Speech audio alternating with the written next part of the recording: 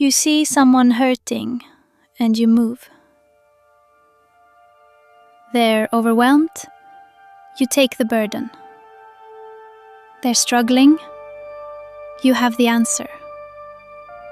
They're failing, you swoop in, you fix it, you save them. And everyone thinks you're amazing, so generous, so selfless. But here's what they don't see. You're drowning, and you're too busy saving everyone else to notice. Welcome to the rescuer, the mental state that treats other people's problems like your responsibility, and treats your own needs like a luxury you can't afford. Right now, it's ignoring 3 of your own emergencies to handle someone else's. Here's what most people don't understand about the rescuer. It's not about being kind. It's about control.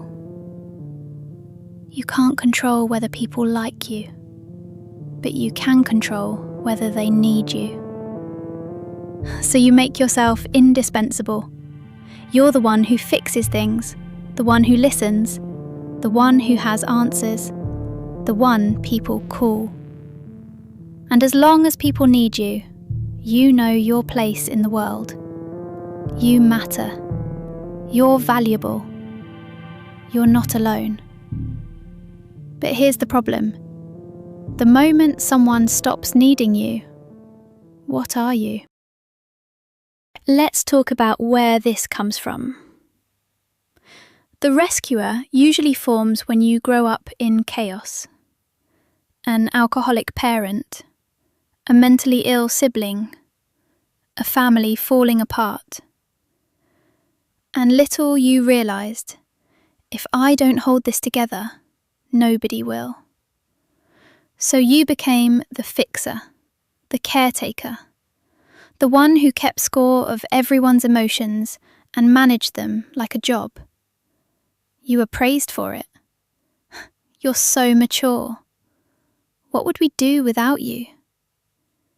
You learnt your value equals how much you sacrifice. Sometimes the rescuer forms differently. You had a parent who was emotionally absent, cold, unreachable. So you tried to earn their love by being perfect, by solving their problems, by being useful enough that they'd finally notice you. They didn't. But the pattern stuck. The rescuer wasn't born from generosity. It was born from the belief that love is transactional, that you have to earn your place, that your worth depends on what you do for others. Here's how the rescuer operates. Someone mentions a problem. You don't just listen, you immediately think, how do I fix this? Not from malice, from instinct, from the nervous system belief that if you don't solve it, disaster happens. So you offer solutions, you take on their stress, you make their problem your problem, and they feel relieved, supported, grateful, which feels amazing because finally, you matter. But then a pattern starts. They come back with another problem, and another, because why wouldn't they? You're better at fixing their life than they are. And you can't say no, because saying no means I'm not going to help, which means I don't care, which means I'm not actually that good of a person. So you keep helping, you keep sacrificing, you keep making other people's emergencies your emergencies, and your own needs, they can wait. They always wait. Here's what the rescuer costs you. Boundaries. You have none. Every request feels like a life or death situation where you're the only one who can help. Your own goals. You're so busy holding everyone else up, you never get to climb. Resentment. You're helping endlessly, but you're keeping score.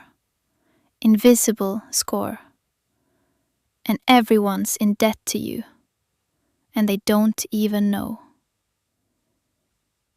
Burnout. You're running on empty, helping from empty, and wondering why nobody offers to help you. Real relationships. People don't know the real you. They know the helper, the fixer, the one who has it all together. So when you finally break, they're shocked. They don't know how to help because you never let them see you need it. But here's the cruelest part. The rescuer is helping for the wrong reasons. You tell yourself you're doing it for them, but you're doing it for you. For the feeling of being needed, for the validation, for the proof that you matter. And the moment someone doesn't need you anymore, they get better. They move on. They solve their own problem. The rescuer panics. Because if they don't need you, do you still matter? Here's what the rescuer doesn't want you to know. Helping someone who doesn't want to be helped isn't generosity. It's control. Real generosity has boundaries. Real support respects someone's right to struggle. Real love doesn't keep score. But the rescuer can't do that, because boundaries mean people might leave, and leaving means you're not valuable. So you help, you sacrifice, you drown, and you expect gratitude as payment for your own suffocation. Okay, so how do you work with the rescuer? Strategy 1. Learn the word no. The rescuer thinks no equals abandonment, but actually, no equals boundary. When someone asks for help, notice your impulse. If it's immediate yes without thinking, that's the rescuer. Try this. Let me think about it and get back to you. Now ask yourself, do I actually want to help? Or do I feel obligated? If obligation, say no. Practice it. Your nervous system will scream. Let it scream. You'll survive. Strategy 2. Let people struggle. The rescuer thinks struggle equals suffering, but struggle equals growth. When someone's facing a problem, resist the urge to fix it. Just listen. Ask, what do you think you'll do? Not, here's what you should do. This is hard because watching people fail feels like you're failing them. But you're not. You're respecting their right to figure it out. Strategy 3. Name your own needs. The rescuer is terrified of needing anything, because needing equals weakness, equals abandonment. But here's the truth. Everyone needs things. The people you help have needs. So do you. Start small. Tell someone, I'm tired. I need help. I'm struggling. Can we talk about me for a minute? Watch what happens. Most people, they're relieved. They want to help. They were just waiting for permission. Strategy 4. Help from fullness, not emptiness. The rescuer helps from obligation. Real help comes from overflow. Before you say yes to someone, Check in with yourself. Am I okay? Do I have capacity? Or am I already running on empty? If empty, you can't pour from an empty cup. Take care of yourself first, then help. This isn't selfish. This is sustainable.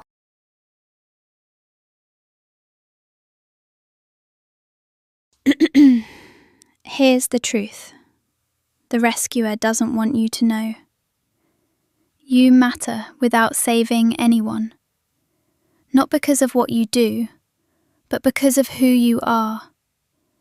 You're allowed to take up space. You're allowed to have needs. You're allowed to ask for help. And people will still care about you. Maybe not the ones who only valued you for what you did, but the real ones? They'll respect you more. Because vulnerability is stronger than being invincible, and boundaries are more loving than sacrifice. The rescuer thinks taking care of yourself is selfish, but it's the opposite. It's the only way to actually show up for people sustainably. You can't pour from an empty cup, and you deserve a full one. So, what's your pattern? Do you jump in to fix everyone's problems? Feel obligated to help even when you're drowning? Resent people for not noticing you're struggling? Drop it in the comments. Let's normalize admitting we all want to matter. Sometimes the bravest thing is asking for help instead of always giving it. Next week, Localhost, the numb. You're fine, everything's fine, nothing matters anymore. We're examining why emotional shutdown feels like survival, and how feeling nothing becomes feeling everything. Subscribe for weekly episodes. And hey, if you're always helping everyone else, this week, ask for help. Just once. See what happens. See you next time. You matter without saving anyone.